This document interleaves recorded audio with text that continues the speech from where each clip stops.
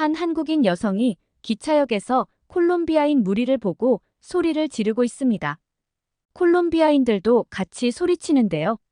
잘못은 그쪽이 하고 왜 저희한테 소리를 지르시는 거예요? 한국은 외국인을 상대로 도대체 어떤 사기를 치려고 하는 거예요? 저희 소방관이에요. 호락호락하지 않으니까 그만하세요. 심지어 일행 중에 한 명은 스마트폰을 들어서 심각한 표정으로 촬영까지 하는데요. 그들은 주변을 아주 경계하고 있습니다. 도대체 무슨 일이 있는 걸까요? 저는 엘이라고 하는데요. 콜롬비아에서 소방관을 하려고 소방학교에 재학 중입니다. 한국에서의 놀라운 첫날에 대해 말씀드리려고 왔습니다. 솔직히 한국에 왜 가냐고 물어보시면 아시아가 궁금했습니다. 동료인 프레터는 일본에 가본 적이 있었고 다른 동료인 리자는 중국에 가본 적이 있었어요. 그래서 이번엔 한국에 가보자고 한 것이었죠. 저희는 한국에서 사실 로맨스도 좀 기대했어요. 콜롬비아인은 콜롬비아인의 외모에 대한 자부심이 있으니까. 인천공항에 들어서는 순간 마치 미래의 세계로 걸어 들어가는 것 같았습니다. 콜롬비아에 있을 때는 그다지 인상적이지 않은 공항에 익숙했거든요. 하지만 이곳은 현금뿐만 아니라 다양한 서비스를 제공하는 ATM이 곳곳에 있었습니다. 저희는 마치 사탕 가게에 온 어린아이처럼 신기한 듯 눈을 크게 뜨고 있었습니다. 와, 이것 좀 봐요. 저는 거의 믿기지 않는 듯 중얼거렸습니다. 마치 공상과학 영화에서나 나올 법한 장면이네요. 콜롬비아에서 ATM은 현금을 인출하는 것만 하면 끝입니다.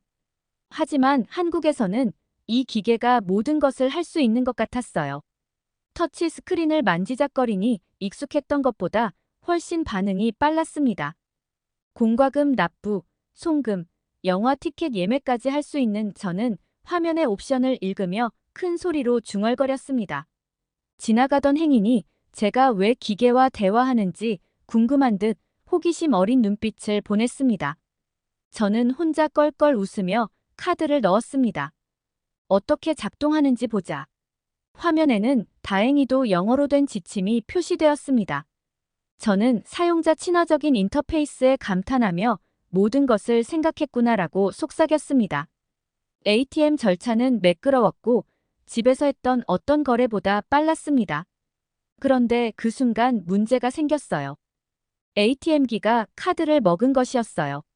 저희는 다급하게 정해진 번호로 전화를 했어요. 전화를 하면서도 돌아가서 카드를 다시 발급받을 생각에 머리가 깨질 것 같았죠. 얼마나 많은 것을 제출해야 하며 얼마나 많은 절차를 밟아야 하나. 그러자 놀라운 일이 벌어졌어요. 경쾌한 발걸음 소리가 들려왔습니다. 돌아보니 한 명의 유지보수 작업자가 공구를 손에 들고 이미 현장에 도착해 있었습니다. 정말 5분도 안 되는 시간이었어요. 저는 사람이 ATM기에 숨어 있던 게 아닌가라는 의심이 들 정도였어요. 저는 빠른 대응 속도에 놀라며 중얼거렸습니다. 콜롬비아에서는 고장난 ATM을 수리하는데 며칠은 기본이거든요.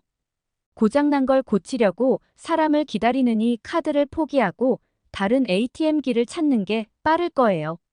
당황한 제 표정을 알아차린 직원은 정중하게 고개를 끄덕이며 일을 시작했습니다. 저는 흥미롭게 지켜보았습니다.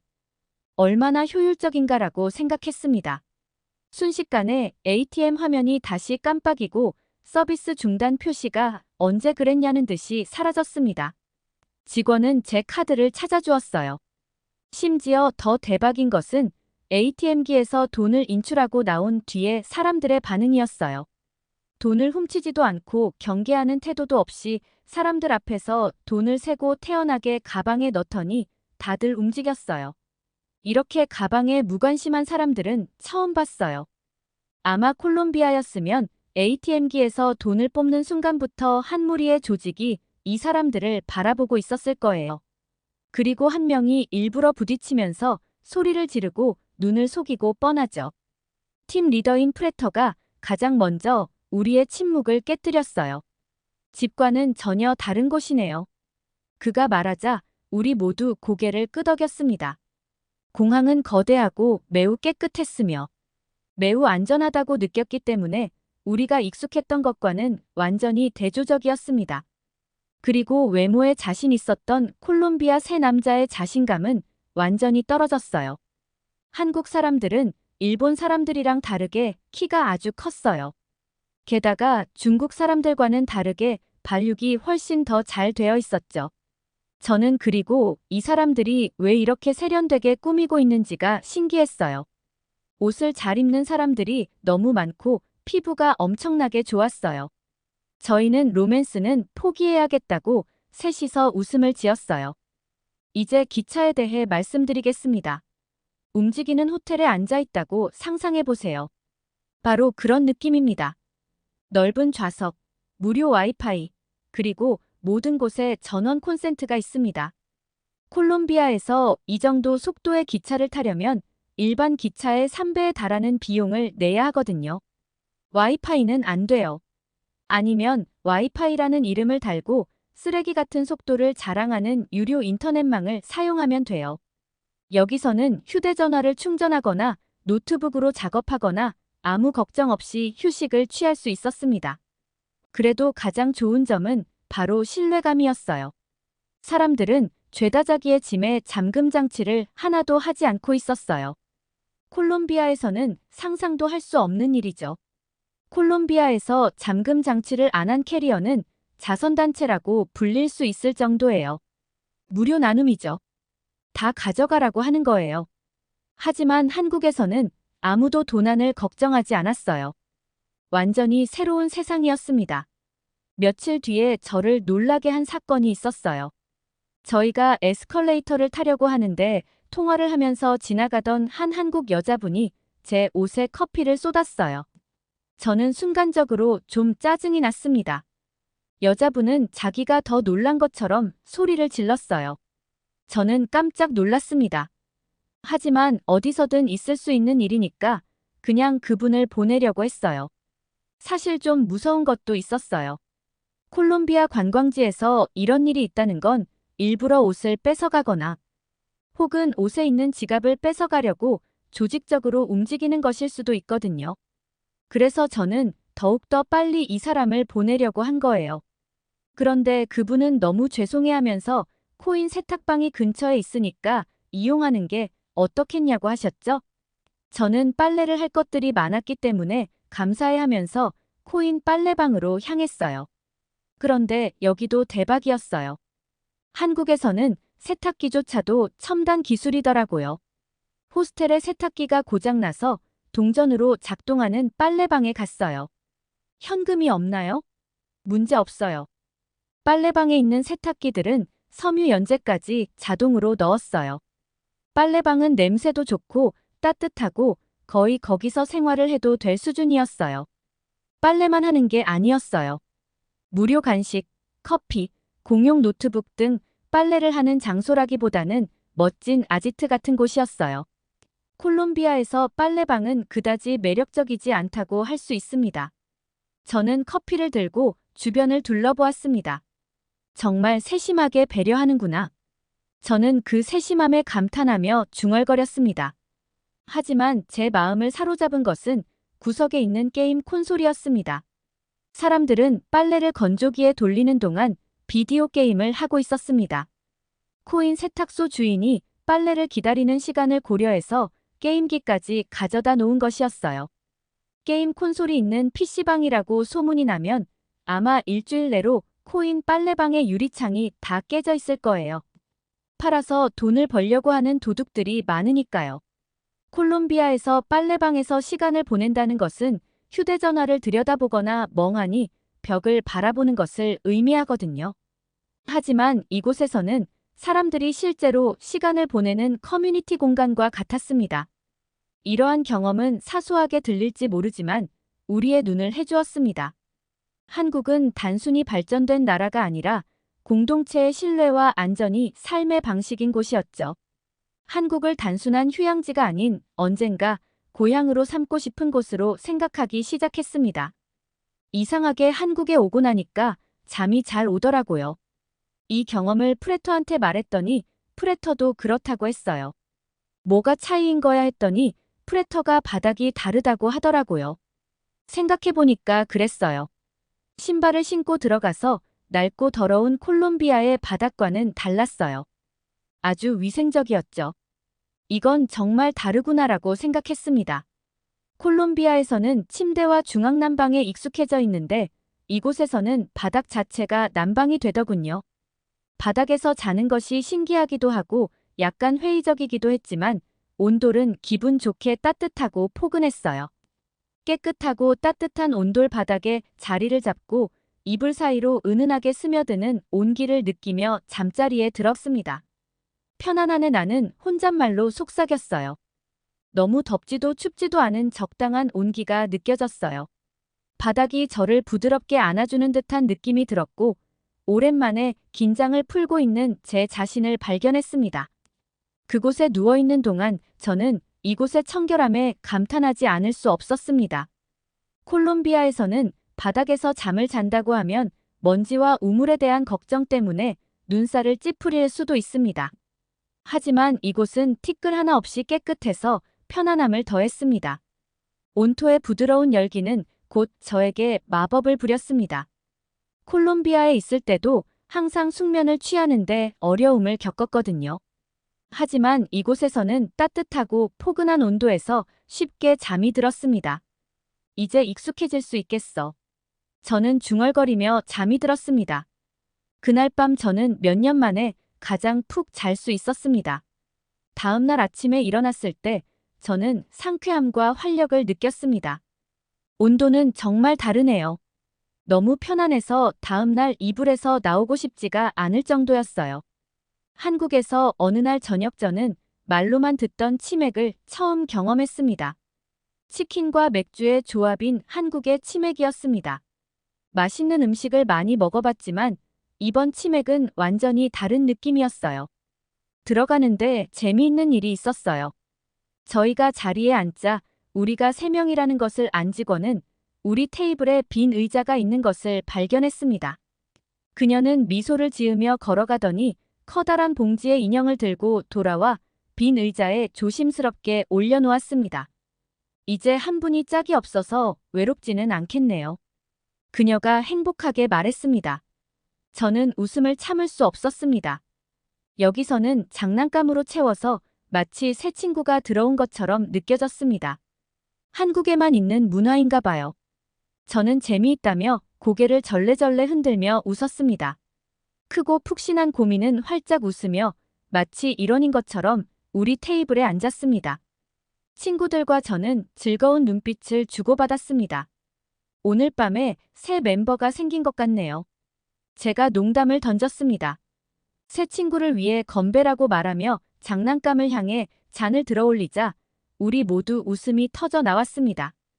북적이는 식당에 앉아 황금빛으로 바삭하게 튀긴 치킨, 한 접시가 시원한 맥주 한 잔과 함께 우리 테이블에 도착하는 것을 지켜보았습니다. 콜롬비아에서 먹어본 정교한 요리와 비교하며 소박하지만 매력적으로 보인다고 생각했습니다. 한 입 베어 물자마자 정말 맛있어요.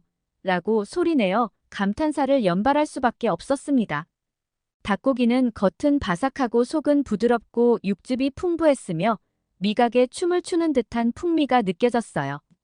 콜롬비아에서 먹었던 세련되고 소스가 많이 들어간 치킨 요리와는 전혀 다른 맛이었어요. 맥주를 한 모금 마시면서 맥주가 치킨의 매콤하고 달콤한 맛과 얼마나 잘 어울리는지 깨달았습니다. 평범한 맥주인 걸 아는데도 치킨이랑 먹으니까 너무 맛있었어요.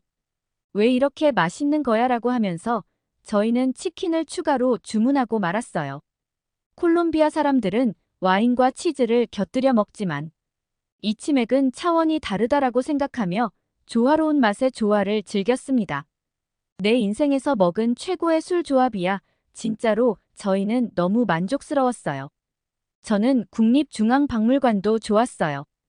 박물관에 들어서자마자 그 거대한 규모에 압도당했습니다.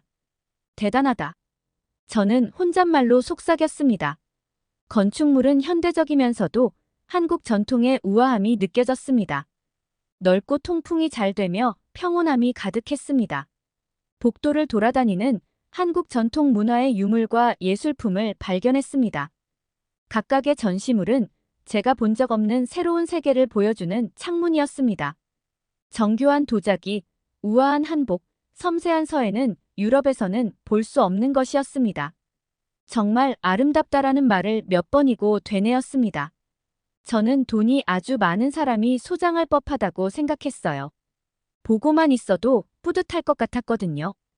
특히 제 마음을 사로잡은 곳은 한국 전통 회화를 전시한 갤러리였습니다. 색채가 선명하면서도 조화롭고 한국의 과거에 대한 이야기가 담겨 있었습니다. 분명 사실적으로 그린 그림이 아닌데도 그림이 살아 움직이는 것처럼 생동감이 느껴졌어요. 심지어 먹과 한지만을 쓴 그림도 그랬습니다. 천이나 한지 같은 종이들도 콜롬비아에서는 전혀 본 적이 없는 것들이라서 재미있었어요. 박물관에서 몇 시간을 보냈고 시간이 지날수록 한국 문화에 대한 감상은 더욱 깊어졌습니다. 소박함과 우아함, 심오한 아름다움이 어우러진 한국 문화는 저에게 새로운 경험이었습니다. 역사와 예술을 세심하게 보존하는 모습에서 유산에 대한 존경심을 느낄 수 있었습니다. 저는 콜롬비아인으로서 유럽의 다양한 회화와 이집트의 많은 건축물들을 어렸을 때부터 보고 자랐는데요. 박물관을 나오면서 저는 풍요로움과 영감을 느꼈습니다. 한국의 전통 문화는 정말 숨겨진 보석이다라는 생각이 들었습니다. 한국에서의 시간이 끝나갈 무렵 제가 경험했던 놀라운 여정을 되돌아보게 되었습니다. 공항에 서서 콜롬비아로 돌아가는 비행기를 기다리는 동안 저는 깊은 감사와 함께 우울한 감정이 교차하는 것을 어쩔 수 없었습니다. 한국은 정말 여러모로 저를 놀라게 했어요. 저는 혼자 생각했습니다. 한국에서 느낀 안전은 한국에서 경험했던 것과는 전혀 달랐습니다. 밤거리를 걷거나 효율적인 대중교통을 이용하거나 카페에 물건을 두고 내릴 때 등 모든 순간이 한국 사회가 얼마나 안전하고 신뢰할 수 있는 곳인지 깨닫게 해주었습니다. 콜롬비아에서는 문화와 환대에 대한 자부심이 대단하지만 한국의 공동체 의식과 배려심은 또 다른 차원의 것이었습니다.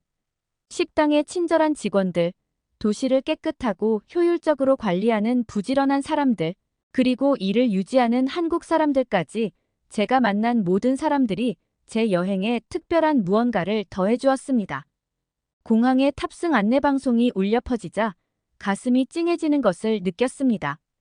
이곳이 그리울 거야 저는 속삭였습니다.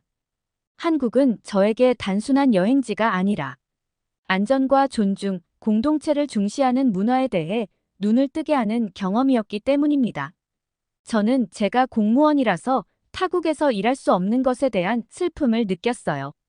반드시 한국에 다시 와야겠다고 생각했죠. 다음에 한국에 오게 되면 가장 길게 와서 한국의 모든 것들을 흡수해 가야겠다고 생각했어요. 인천공항과 연결된 공항 지하철 스테이션 한국으로 휴가라도 온 듯. 선글라스를 착용한 수십 명의 외국인 여성들이 지하철 티켓을 구매하고 있습니다. 그런데 바로 그 순간 유리가 깨지는 소리와 함께 한 외국인 여성은 환호성을 지르기 시작하는데요. 소리가 나는 곳으로 달려간 다른 외국인 일행들도 눈이 휘둥그레지며 믿을 수 없다는 말을 반복하기만 합니다. 과연 외국인 여성들은 한국의 지하철 스테이션에서 무슨 일을 겪은 것일까요? 안녕하세요. 저는 포르투갈에서 직장인 스쿼시 팀을 운영하고 있는 아그로라고 합니다. 제가 운영하는 스쿼시 팀은 처음에는 규모가 작은 직장인 팀에 불과했으나 지금은 엄연히 회사의 후원과 포르투갈 체육회 지원을 받고 있는 프로팀에 가까운 스쿼시 전문팀으로 규모가 커진 상태인데요. 그래서 그런지 저희 회사에서는 여름 휴가철이 되면 스쿼시 팀에 소속되어 있는 인원들에게 해외로 동반 휴가를 갈 수 있는 일정의 기회를 주며 심지어는 휴가 기간에 대회를 참가하도록 경비 지원까지 해주고는 합니다. 그런데 최근 저희 직장인 스쿼시 팀에서는 한 사원의 제안으로 여름 휴가를 즐기기 위해 처음 한국을 방문하게 되었는데요. 한국에서의 아마추어 스쿼시 대회 참가와 동시에 여름 휴가를 제안했던 사원 나타샤는 평소 한국에 대해 꽤 관심이 많던 친구였지만 대부분의 사원들은 나타샤의 제안에 동의하지 않았던 것이 사실입니다. 같은 돈으로 해외여행을 갈 것이라면 미국이나 휴양지의 나라로 가는 것이 대부분이었기에 뜬금없이 전혀 관심이 없던 나라. 한국으로의 제안은 모든 사원들에게 달갑지 않았기 때문인데요. 하지만 운영 책임자였던 저는 여행 예산이 상당히 저렴하게 책정되는 한국의 마음이 이끌렸고 결국 팀원들을 설득해 나타샤의 주도하에 한국행 비행기에 탑승하게 되었습니다.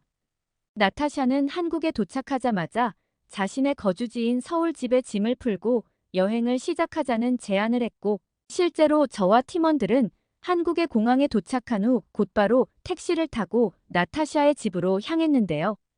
사실 한국의 인천공항에서는 시차 적응 때문에 정신을 제대로 차리지 못해 둘러볼 시간이 별로 없었는데 이상하게도 택시를 타고 가면서 보이던 창문 밖의 한국 도시 풍경은 상당히 충격적이었습니다. 한국이 다소 낙후되고 가난한 나라라고 생각했는데 한국은 이러한 모습과는 전혀 거리가 먼 미국보다 도시 인프라 구성이 잘 되어 있는 선진국 대도시의 모습을 완벽하게 보여주고 있었기 때문인데요. 또한 한국에서의 진짜 놀라움은 바로 나타샤의 거주지에 도착했을 때였습니다. 약 10명이 넘는 팀원들과 함께 나타샤의 오피스텔 입구에 도착해 엘리베이터를 타기 위해 내부로 들어간 순간 저는 믿을 수 없는 광경에 눈이 휘둥그레지고 말았는데요.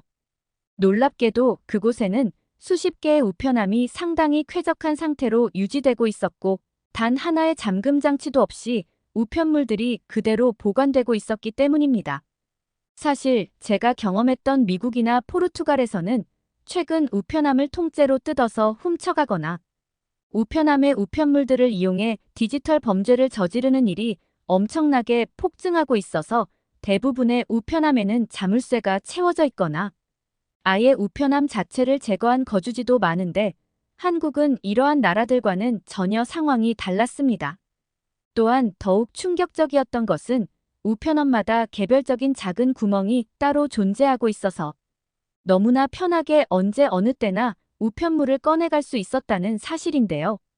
실제로 제가 태어난 나라인 포르투갈에서는 우편물의 도난 사고가 너무 심해서 아무런 구멍 없이 개별적인 열쇠로 문을 열어야만 우편물을 가져갈 수 있는 불편한 시스템이 대부분인데 한국은 너무나 편리하게 각 호실마다 우편함의 투입구가 따로 존재하고 있어서 엘리베이터를 타러 가는 그 잠깐의 순간에도 우편물을 가져가는 편리한 이동이 가능했습니다.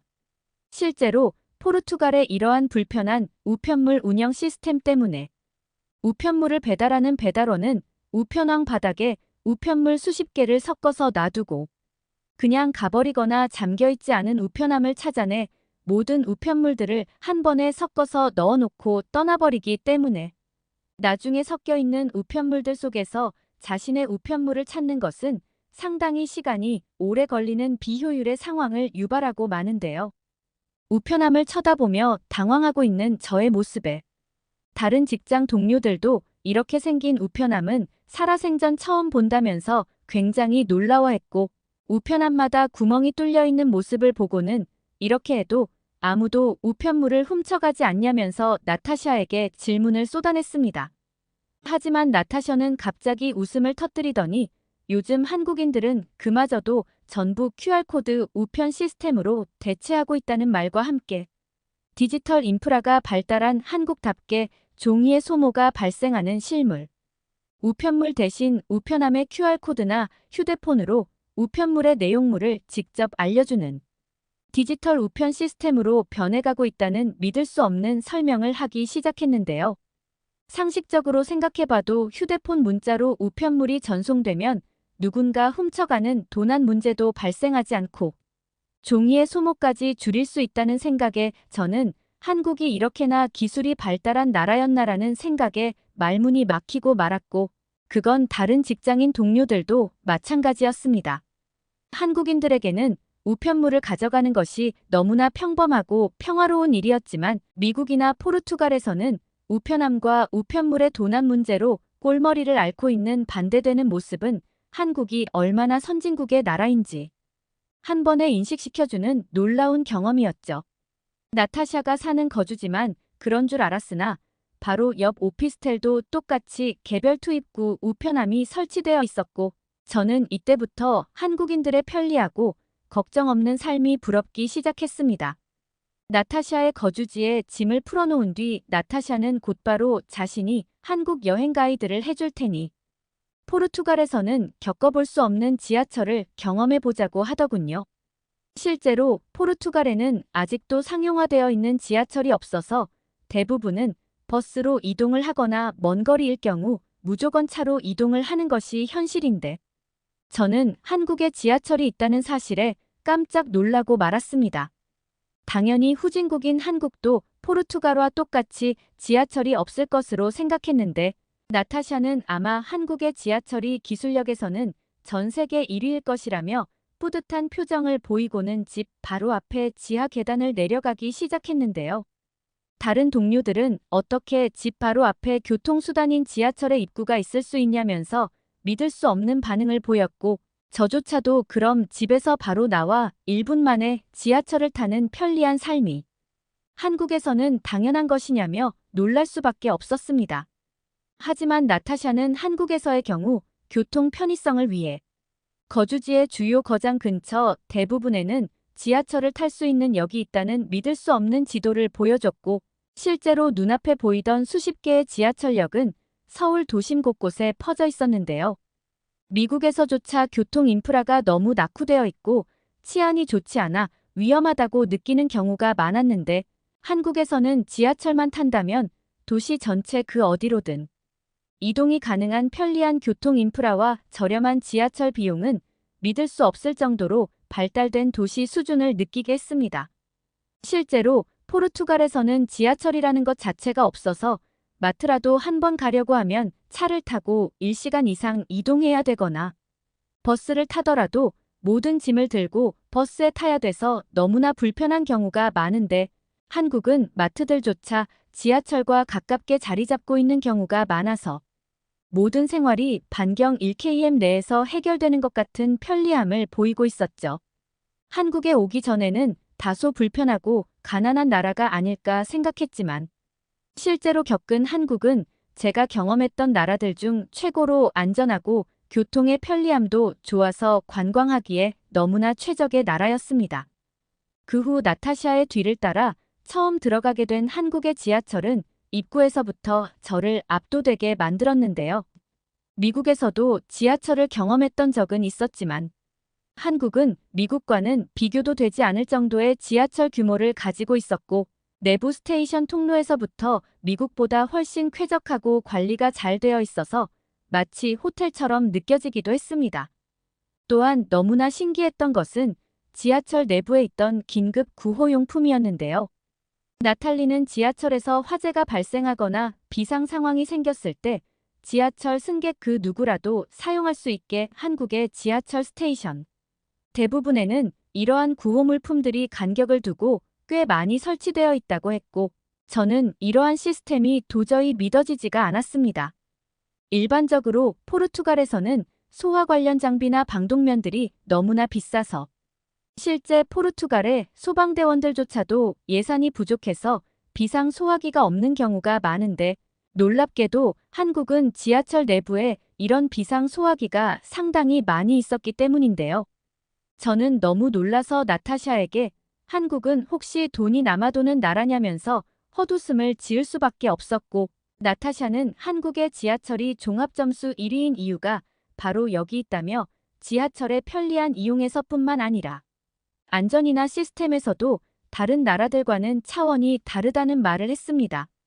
실제로 저희 직장인 팀이 미국을 방문했었을 당시 지하철에서 작은 화재가 발생한 경우가 있었는데 그때도 다급히 신고는 했지만 미국의 소방대원들이 오는 시간에는 무려 2시간 이상이 걸렸고 지하철 내부에 있던 비상소화기를 미국인 노숙자들이 훔쳐가 버리는 사태가 발생해 상당히 당황스러웠는데 한국은 이러한 문제 자체가 발생할 수 없는 선진국의 나라였죠. 또한 지하철의 긴급 물품들을 누군가가 훔쳐가지 않았다는 사실만으로도 저는 한국인들의 높은 선진 시민의식이 어느 정도의 수준인지 파악할 수 있었고 왜 나타시아가 한국처럼 안전한 나라로 단체 여행을 가야 된다고 주장했는지 그제서야 이해가 되기 시작했습니다. 그 후 저와 직장인 동료들은 나타샤의 가이드대로 지하철 티켓을 구매한 뒤 지하철에 올라탈 수 있었고 그 내부에서마저 쾌적한 한국 지하철의 모습에 완전히 넋이 나가고 말았는데요. 한국인들에게는 평범한 지하철 탑승이 지하철이라는 것 자체가 없는 포르투갈에서 태어난 저에게는 너무나 편리한 신세계였고 지하철이 있다면 차도 필요 없을 정도의 편안함이 느껴졌죠. 약 30분 동안 지하철을 탄 뒤 나타샤는 저희에게 다음 역에서 내린 뒤 서울의 길거리를 걸어보자고 했고 저와 동료들은 드디어 서울의 중심으로 들어왔다는 생각에 가슴이 두근거리기 시작했습니다. 실제로 지하철 밖으로 나오니 곧바로 서울의 도심과 연결되는 인프라는 믿을 수 없을 정도로 편리했고 한국의 길거리는 늦은 시간이었지만 불빛도 밝고 사람들도 많아서 포르투갈에서처럼 위험한 밤거리처럼 전혀 느껴지지 않았습니다. 그런데 바로 그 순간 하늘에서 비가 한 방울씩 떨어지더니 갑자기 엄청난 폭우가 쏟아져 내리기 시작했는데요. 우산도 없던 상태였기에 저와 직장인 동료들은 그만 비를 피하지 못해 완전히 옷이 젖어버리고 말았고 그칠 줄 모르는 폭우에 어떻게 해야 할지 감조차 오지 않았어요. 더욱 심각했던 것은 시차 적응의 실패 때문인지 한 동료가 몸을 떨며 감기에 걸린 듯한 기침을 하기 시작했다는 것이며 저와 동료들은 나타샤에게 이제 어떻게 해야 되냐며 그만 짜증을 내고 말았습니다. 그런데 나타샤는 갑자기 다시 지하철로 돌아가자는 말과 함께 지하철 스테이션으로 들어가면 따뜻한 물로 샤워를 할 수 있는 시설이 있으니 거기서 샤워도 하고 또 건조기에 말리자면서 도저히 믿을 수 없는 말을 하기 시작했는데요. 지하철에 샤워실까지 있고 따뜻한 물을 사용할 수 있다니 저는 도저히 믿을 수가 없었지만 나타샤는 평소에 자신도 가끔 이용을 한다면서 빨리 따라오라고 하더군요. 나타샤를 따라 어딘지도 모를 지하철역 내부로 들어간 저와 동료들은 비 때문에 추위에 떨고 있었고 그러던 중 저는 믿을 수 없는 광경을 마주하고 말았습니다. 나타샤의 안내를 따라 들어간 그곳에는 샤워실은 물론 포르투갈에서는 비싸서 사용할 엄두도 못 내던 의류 세탁기와 건조기까지 있었고 심지어 나타샤는 샤워실은 무료로 세탁기와 건조기는 굉장히 저렴한 비용으로 사용할 수 있다면서 샤워를 하고 있을 때 젖은 옷을 건조기에 넣으면 된다는 믿을 수 없는 설명을 해주더군요. 상식적으로 포르투갈에서는 중산층 가정에서마저 세탁기와 건조기가 없는 경우가 많은데 신기하게도 한국은 지하철 스테이션 내부에 이러한 편의시설이 저렴하게 운영되고 있었고 포르투갈 호텔보다 쾌적해 보이는 지하철의 샤워실은 이미 몇몇 한국인들이 입장을 기다리고 있더군요. 그리고 순서를 기다려 들어간 지하철 샤워실 내부에는 무료 샴푸와 린스까지 제공되고 있었고 나타샤의 말처럼 따뜻한 물을 바로 사용할 수 있었습니다. 또한 한국인들의 기가 막힌 아이디어인지 버튼을 누르면 2분 정도 따뜻한 물이 지속되다가 꺼지는 절수 시스템은 공용. 시설물에서마저 낭비되는 물을 줄이는 한국인들의 아이디어에 혀를 내두를 정도였어요. 포르투갈에서는 따뜻한 물을 쓰려면 그에 맞는 엄청난 난방 비용을 내야 되거나 돈이 없는 가정은 물을 끓여서 샤워할 때 물을 섞어서 사용하는 것이 현실이기에 교통수단인 지하철에서마저 편하게 따뜻한 물로 샤워를 하고 또 의료 건조기를 사용할 수 있다는 사실은 저에게는 천국에 가까웠습니다. 감기에 걸리기 직전이던 직장 동료 피에르도 비를 맞자마자 지하철의 샤워실에서 따뜻한 물로 샤워를 하니 한결 몸이 나아졌다며 편안한 표정을 보였고 이렇게 살기 좋은 나라가 있었냐면서 한국의 편리한 지하철 편의시설에 감탄을 하더군요. 또한 처음 사용해본 지하철의 건조기도 너무나 신기했는데요. 일반적으로 포르투갈에서는 세탁실이라는 편의시설 자체도 대도시가 아니면 거의 보기가 힘든데 신기하게도 한국은 평범한 지하철역 내부에 수십 개의 세탁기와 건조기가 저렴한 비용으로 운영되고 있었고 나타샤는 이처럼 한국은 교통 인프라가 발달되어 있어 그것을 이용한 편의시설들이 계속해서 발전하고 있다는 믿을 수 없는 설명을 했습니다. 또한 지하철의 공용 건조기 시스템이라 직원분이 자주 관리를 하는지, 저희가 건조기를 사용하던 중에도 한국인 직원분들이 오셔서 다른 건조기와 세탁기를 직접 관리를 하고 청소하는 모습까지 볼 수 있었는데요. 만약 포르투갈에서 이러한 지하철 건조기 시설을 설치했다면 그냥 설치만 해두고 관리를 제대로 하지 않아 방치되거나 도심의 노숙자들이 전부 모여들어 건조기를 훔쳐가는 문제가 발생했을 텐데, 역시나 한국인들은 이러한 시설물을 훔쳐가는 것에는 전혀 관심이 없는지 그 누구도 지하철 건조기를 훔쳐가려는 모습을 보이지 않았습니다. 약 1시간 정도의 재정비 후 지하철 밖으로 나와 보니 이미 폭우는 맑게 그친 상태였고, 방금까지만 해도 비에 젖어 있던 옷이 쾌적해진 상태로 다시 여행을 할 수 있다는 것은 오직 한국에서만 가능한 말도 안 되는 선진국 시스템이었죠. 그 후 약 3일 정도 한국에서의 간단한 여행을 즐기던 저와 동료들은 기존 일주일의 여행에서 2주 정도 더 늘리는 휴가 계획 승인을 받았고, 남은 일주일 동안은 한국의 스쿼시 시설에서 연습을 하며 다양한 한국인들과 스쿼시 미니 경기를 하기도 했습니다. 한국에서 머무는 시간이 길어질수록 한국에서의 생활은 너무나 편리해서 떠나기 싫을 정도였고, 저는 결국 포르투갈로 돌아오던 날 공항에서 곧바로 다음 한국행 항공권을 예매하고야 말았는데요. 약 2개월 뒤 또다시 한국을 방문하기로 계획한 저는 다음 한국 여행에는 남자친구와 함께 방문해 제대로 된 한국 여행을 즐겨보려는 계획을 세우고 있습니다. 제가 경험했던 나라 중 한국만큼 여행하기 좋고 살기 좋은 나라는 없었기에 아마 남자친구도 제가 처음 한국을 경험했던 것처럼 한국의 선진국 시스템에 굉장히 놀라는 반응을 보일 것 같네요. 중국 베이징의 강의실 중국인 학생들이 무언가 열심히 이야기하고 있습니다. 한국은 바보야, 팬더도 키워주면서 중국한테 돈도 준다니깐 한국은 고지라서 팬더를 더 이상 키울 수 없어. 이게 대체 무슨 말인가요? 한국이 바보라니요? 그리고 한국이 거지라니요?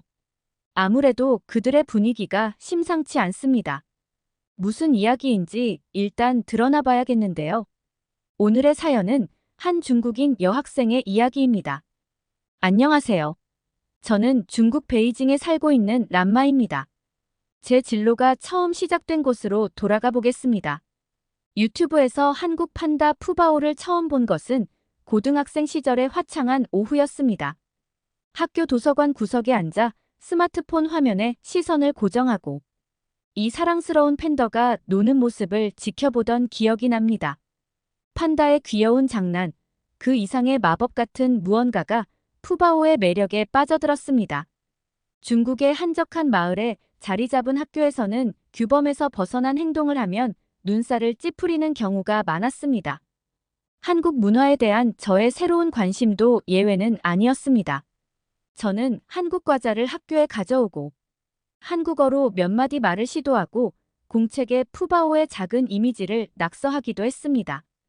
반 친구들은 이해하지 못했습니다. 제가 지나갈 때면 친구들은 웃고 속삭이고 때로는 서로를 슬쩍 건드리곤 했죠. 가슴이 아팠지만 푸바오는 저와 같은 꿈을 꾸기에는 너무 좁아 보이는 세상에서 저에게 탈출구이자 작은 기쁨이었어요. 밤늦게까지 푸바오 영상을 보면서 한국 문화에 대해 더 많이 알게 되었습니다. 음악, 음식, 언어 등 모든 것이 친숙하게 느껴졌습니다. 저에게 말을 거는 것 같은 한국 문화를 탐구하고 싶다는 생각이 들었습니다. 부모님은 소박하고 근면하며 친절하셨고 항상 저에게 최선을 다해 주시길 원하셨죠. 제가 한국어를 공부하고 싶다고 말씀드렸을 때 부모님은 지지해 주셨지만 걱정도 하셨어요. 왜 영어를 하지 않니? 영어가 더 실용적이고 유용하잖아 하지만 저는 확고했습니다. 한국어는 저에게 실용적인 선택이 아니라 소명이었습니다. 고등학교 마지막 해의 놀림은 더욱 심해졌습니다. 같은 반 친구들은 영어나 경영학과 같은 전공을 선택하는 반면 저는 한국어를 선택한 채 홀로 서 있었습니다. 넌 시간 낭비하는 거야? 한국어를 공부해서 무슨 미래가 있겠어? 하지만 제 마음속에는 불이 붙었습니다. 모든 웃음과 조롱 섞인 말들이 제 결심에 불을 지폈습니다. 푸바오가 상징하는 문화는 제 일부가 되었고 놓치고 싶지 않은 꿈이 되었습니다. 고등학교가 끝나갈 무렵 저는 한국어 과정이 있는 대학에 지원했습니다. 합격 통지서를 받던 날을 기억합니다. 명문대학은 아니었지만 제가 동경하던 세계로 가는 관문이었습니다. 부모님은 제 색다른 길을 걱정하시면서도 자랑스러워하셨죠. 하지만 저는 이것이 시작에 불과하다는 것을 알았습니다. 그해 여름 저는 하루하루를 한국어에 몰두하며 보냈습니다.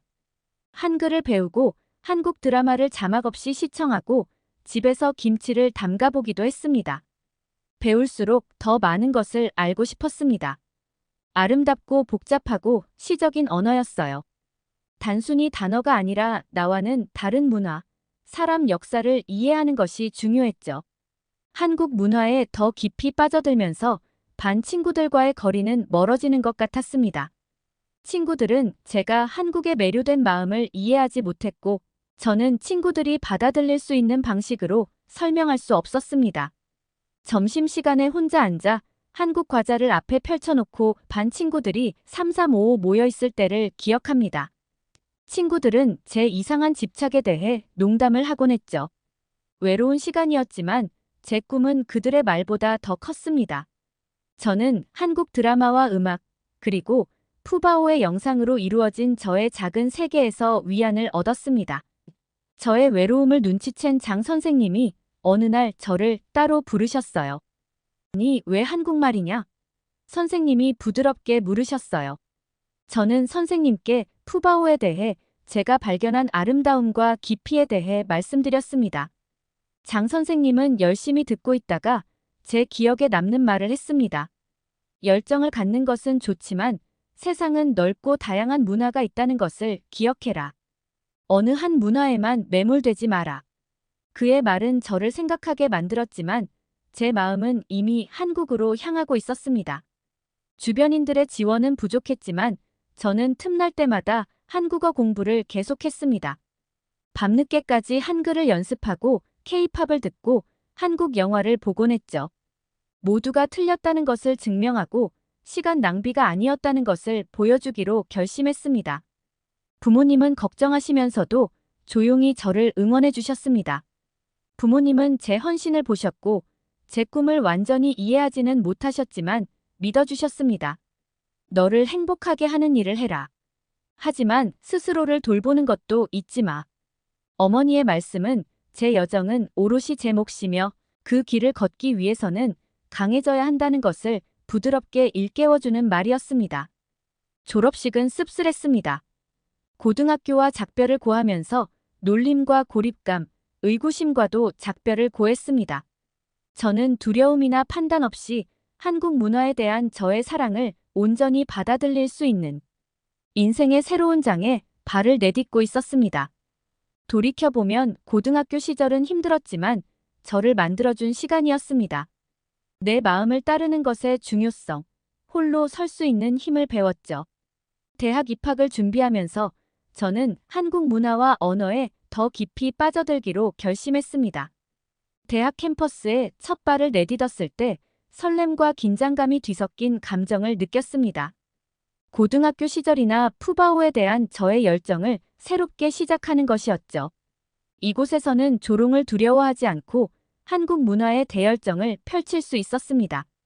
한국어 수업은 제가 기대했던 모든 것, 그리고 그 이상이었습니다. 서울에서 오신 교수님은 교과서에서는 결코 배울 수 없는 방식으로 한국어의 생기를 불어넣어 주셨어요. 그녀는 한국에서의 생활 풍습, 축제, 한국 문화에 대한 이야기를 들려주곤 했습니다. 그녀의 지도 아래 한국어에 대한 이해가 깊어지고 한국 문화에 대한 애정도 커졌습니다. 하지만 대학 생활에 어려움이 없었던 것은 아니었습니다. 재정적으로도 빠듯했습니다. 부모님은 저를 뒷바라지하기 위해 최선을 다하셨지만 그것이 얼마나 큰 부담인지 잘 알고 계셨죠? 부모님의 부담을 덜어드리기로 결심하고 아르바이트를 찾기 시작했습니다. 그러던 중 한국어 번역가로 일할 수 있는 인턴 기회를 얻게 되었습니다. 인턴십은 중국과 한국 간의 문화 교류를 전문으로 하는 작은 회사에서 했습니다. 제 적성에 딱 맞는 일이었습니다. 일과 학업의 균형을 맞추는 것은 힘들었지만 보람도 컸습니다. 문서를 읽을 때마다 한국어와 한국 문화에 더욱 눈을 뜨게 되었죠. 대학 생활은 또한 새로운 사회적 도전을 가져왔습니다. 친구도 몇 명 사귀었지만 한국 문화에 너무 몰두한 나머지 변두리에 있는 제 자신을 종종 발견하곤 했습니다. 여전히 제 열정을 이상하게 여기는 친구들도 있었지만 저는 이제 더 자신감이 생겼고 제 길에 대한 확신이 생겼습니다. 더 이상 친구들의 인정이 필요하지 않았어요. 저는 꿈이 있었고 그 꿈을 향해 나아가고 있었으니까요. 교수님은 제 헌신을 눈여겨보시고 자주 격려해 주셨어요. 유한국 문화에 대한 내 열정은 대단해. 그녀는 이렇게 말하곤 했습니다. 하지만 언어를 배운다는 것은 단순히 단어만 배우는 것이 아니라 사람과 그들의 삶의 방식을 이해하는 것임을 잊지 말아라. 그녀의 말은 제게 큰 울림을 주었습니다. 저는 단순히 언어를 배우는 것이 아니라 완전히 새로운 세상과 소통하는 법을 배우고 있었으니까요. 두 번째 해에 놀라운 일이 일어났습니다. 한국의 이 프리미어리그 득점왕에 오른 것입니다. 한국 스포츠와 저와 같은 팬들에게 자랑스러운 순간이었습니다. 또래 친구들 사이에서 한국 문화에 대한 새로운 관심을 불러일으키기도 했죠. 모두가 한국에 대해, K-팝에 대해, 드라마에 대해, 손흥민에 대해 이야기하기 시작했죠. 제 열정은 더 이상 특이한 것이 아니라 주류가 되어가고 있었습니다. 변화는 새로운 기회를 가져다 주었습니다. 대학에서 한국 문화 동아리를 만들었습니다. 매주 모여서 한국 드라마와 음악에 대해 토론하고 한국 요리법도 배웠습니다. 소규모로 시작한 모임은 곧 규모가 커졌습니다. 저는 점점 커져가는 한국 문화 애호가 커뮤니티의 중심에 서게 되었습니다. 외로웠던 고등학교 시절과는 사뭇 달랐죠. 한국 문화에 대한 관심은 커졌지만 제 진로에 대해 의문을 품는 순간도 있었습니다. 하지만 그때마다 이 모든 것을 시작한 팬더 푸바오를 떠올리며 결심을 굳혔죠. 저는 단순히 트렌드를 따르는 것이 아니라 상상할 수 없었던 방식으로 열정을 추구하고 있었으니까요. 비슷한 시기에 중국에서 한류가 본격적으로 시작되었습니다. K-팝 밴드가 대세였고 한국 드라마가 곳곳에서 화제를 모았으며 한국 패션과 뷰티 제품에 대한 수요가 높았습니다. 갑자기 한국 문화에 대해 잘 아는 것이 자산이 되었고 저는 이 문화 현상의 한가운데에 있는 자신을 발견했습니다. 하지만 새롭게 깨달은 인식과 함께 더 많은 도전이 찾아왔습니다.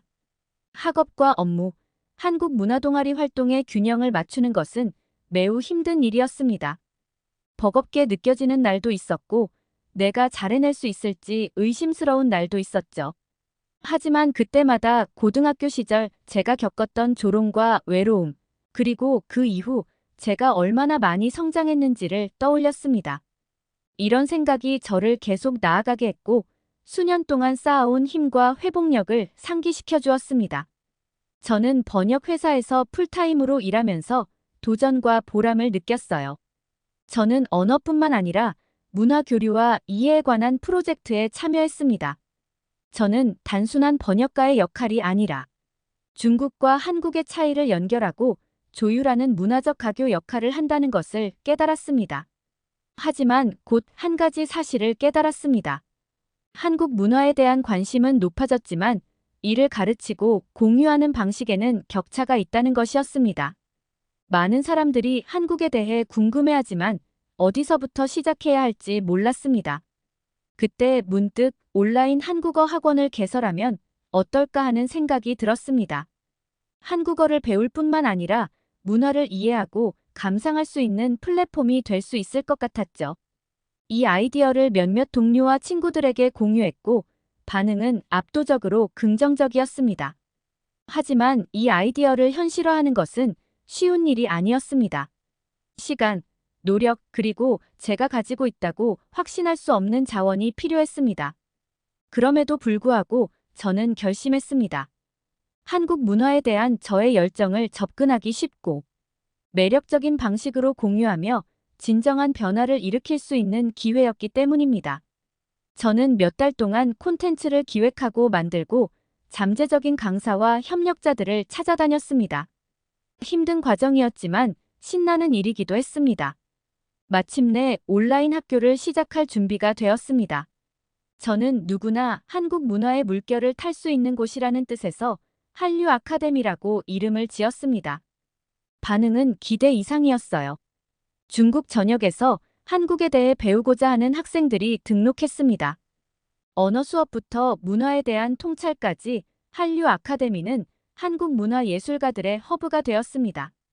그 열정을 나누고 싶다는 꿈이 현실로 다가왔고 그 열정이 멀리까지 전해지고 있었습니다. 하지만 여정은 여기서 멈추지 않았습니다. 제 솔선수범의 감명을 받은 모교에서 한국어 전공자를 위한 진로 박람회에 저를 초대했습니다. 불과 몇 년 전만 해도 제자리에 있었던 학생들과 제 경험과 인사이트를 공유할 수 있어서 영광이었고 설레기도 했습니다. 진로 박람회는 대성황을 이루었습니다. 학생들은 한국 문화에 대한 열정을 직업으로 바꾼 한 소녀의 이야기에서 영감을 얻었습니다. 저는 도전과 노력, 그리고 열정을 쫓았을 때의 만족감에 대해 이야기했습니다. 인내와 헌신이 있으면 꿈은 반드시 이루어진다는 사실을 증명하는 순간이었습니다. 고등학교 시절 한국 문화를 좋아한다는 이유로 놀림을 받던 시절부터 성공적인 전문 직업인이다. 기업가가 되기까지 제 여정은 놀라웠습니다. 저는 장벽을 허물고 다른 사람들이 자신의 열정을 따를 수 있도록 길을 열어주었습니다. 가장 감동적인 순간 중 하나는 한 고등학생이 제 강연이 끝난 후 다가왔을 때였습니다. 조금은 어리숙해 보였지만 호기심이 가득한 눈빛이 제 또래의 저를 많이 닮았습니다. 한국 드라마에 관심이 많아 놀림을 받았는데 제 이야기를 듣고 나서 두려움 없이 열정을 품을 수 있는 용기를 얻었다고 하더군요. 이런 순간이 모든 것을 가치 있게 만들었습니다. 그동안을 되돌아보니 제가 얼마나 성장했는지 깨닫게 됩니다. 푸바오 동영상에서 위안을 찾던 여고생에서 문화 교류를 주도하는 여성이 되기까지 제 여정은 우여곡절로 가득했습니다. 하지만 모든 도전과 좌절은 저에게 소중한 것을 가르쳐 주었습니다.